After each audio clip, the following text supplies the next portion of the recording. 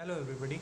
So through this session we'll discuss our next story of the book Movements, that is A House is Not a Home by Jan Gudioso. However, this is a story of a young boy, just a teenager only, and through this story Jan Gudioso wants to tell us what are the challenges and difficulties in growing up and in the challenges faced by the teenagers. So we will find out how are these difficulties faced by and how did he overcome the boy in the story. Thing has changed for him as he has changed his school. Till his junior high school he was in a school, and that was the high, you can say, senior most class in that school. But then when he reached to his senior high school he was shifted to another school only, and there he was talking about totally alone. He started as a freshman, and the worst thing was for him that all his friends, they were shifted to another school, they took admission in different schools only. There was nobody with him from his old school, so he was missing his old school, he was missing all his friends, or he was missing all his previous teachers. And starting as a fresh man in the new school, he was feeling a little awkward there. So the boy told that he missed his old school and old teacher so much that he used to visit his old school many a times, and he used to talk to his teachers, and he shared his feelings that he was not comfortable in his new school. So his teachers also, they used to motivate him that soon he would take part, he would be comfortable in new school, there will be friends, new friends of him there also, and then he will forget his old school. And then they took promises also that when he will have friends in his new school, so he should not forget his old school, and they took promises that he should that time also come back to meet them. So the boy was saying that definitely he was understanding the psychology only, that they were just making him comfortable, that soon things will be all right. However, he was saying that it was not happening there. Further, he told that one day, not long so before he had taken admission in his new school, he was sitting at a dining room table and doing his homework only. And as usual, his red tabby cat, also his pet, who was so very much attached to him, she was sitting on the papers, books also, and time to time she was sweating with the tail. She used to play with him, she used to love him so very much. So the day was windy, it was cold, so they had fire in the fireplace as to make the room warm. So further he told that his red tabby cat, she used to love him so very much because actually he had rescued her and saved her life when it was just a kitten only. And she knew these animals, they used to have that connection and that sense, and that's why she used to love him so very much. She used to be always with him whenever he was at home, she was always with him only. So that time also when he was doing homework, she was there only. So as he was busy in doing his homework, his mother was stoking the fire, means putting the wood for keeping the fire on, so that so that the room should be nice and warm, because it was so cold outside. But then suddenly he smelled something, uh, and strange only. And then he saw up, looked up, and he found that through the seams of the ceiling, smoke was pouring out. And within no time, the whole room was filled with smoke. That it was that much that they were not able to see anything.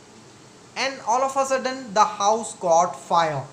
So as they were not able to see anything, they just grew up there talking about way, touching the things only, because they were totally blind with the smoke. So they just came out of the front door, and the house was completely in fire, engulfed with fire. So the narrator said that when he came out in the yard, he saw that the whole house was in fire. So he ran towards neighbor's house to call for the fire department. And while he saw that his mother, she just turned around and she went into the house again. Soon the mother came back out of the house running, carrying a metal box in which there were some important documents. See, she dropped the case on the yard outside, and then in crazily she just again ran into the house. And this time the narrator told that he knew what she was again searching, and that she definitely had gone to bring out the pictures and letters of her dead husband, because they were the only memories left of her husband. So she had gone into the house to bring them out, and he knew that those were very much important for his mother. But then also he was much afraid that the house was totally engulfed in fire, and she was again and again going into the house. So he cried that, "Mom, you should not go into the house." So as he was just shouting, and he just talking about, started running only to stop her, somebody from behind uh, stopped him, caught him tightly, and as he was trying to move also, that let him go, that his mother, his mother, and she is going into the house, that he should be freed. And that the person told that he should not be worry, he should not worry about that, firefighters had already reached and they would take care of her. So he realized, he turned around and saw that in the street outside, the fire trucks, they had already reached, and firefighters also had reached there, and they had already started their job of putting the fire out. So the firefighter wrapped the boy into the blanket and made him sit in the car. So after a while only, he saw that a couple of firefighters, they brought out the mother also, and she was half dazed. They had put that oxygen mask also on her face, and talking about, they told that there was nothing to worry, that she had inhaled some smoke only, so she has become a little bit unconscious, otherwise she will be okay within minutes only. And the boy, in crazily, he was just also so much afraid that already he had lost his father, and he was so much afraid that he would have lost his mother also in that catastrophe. So he was arguing with the mother only, that why had she gone into the house.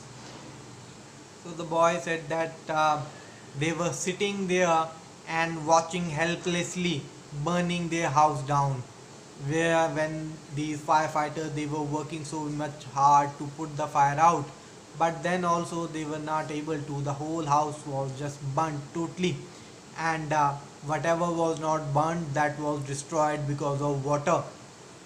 So it took them almost 5 hours, and after 5 hours only, the fire was almost out. And then suddenly an horrible idea struck uh, to the author, to the narrator, that where was his cat? All this time, all this while, he has not seen his red tabby cat. And then the terror seized him, his heart, that whether the cat must have been burnt into the fire. And again all those things were revived into his mind.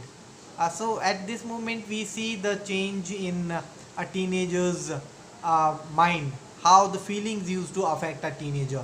First of all, he has he was it was a hard time for him. He was facing the talking about struggle, a struggle of, first of all, he was facing big losses. First of all, he has lost his previous school, he has lost his friends, he has lost his old teachers, and he has lost all the seniority of that school, belongingness to that school. And in that new school, he was totally new, he did not have any friends there. And top of that, it was a big blow to him that the house was on fire. And after that, the biggest blow came to him, that his red tabby cat, it was missing. So talking about, at that time he was totally shattered, broken, we can say. And he was feeling like that he did not want to grow up, and instead he wanted to curl down. He wanted to curl down means he wanted to shrink back. Instead of growing up, he wanted to curl down and he wanted to die. He wanted, he felt like that he should finish his life. He did not want to live. So that was, we can say, the emotional changes which comes in the uh, age teenager only, and that teenagers are not able to handle their feelings. They are not able to handle the pressure, they are not able to handle the losses. So this is all about Jan Godioso is telling to us. So the boy was broken down, he was crying and crying only. And that day, the firefighter, they did not allow them to enter the house because it must have been dangerous also. So, talking about, they had to move to their grandparents' house for spending the night, and because they did not have any shelter that day, so they piled into the car with the couple of blankets given by the firefighters, and they moved to the grandparents' house. However, the author was continuously thinking about his cat only. He wanted to make it sure whether she was alive or dead. However, this is the first part only. We will continue the chapter in our second video lecture. Thank you.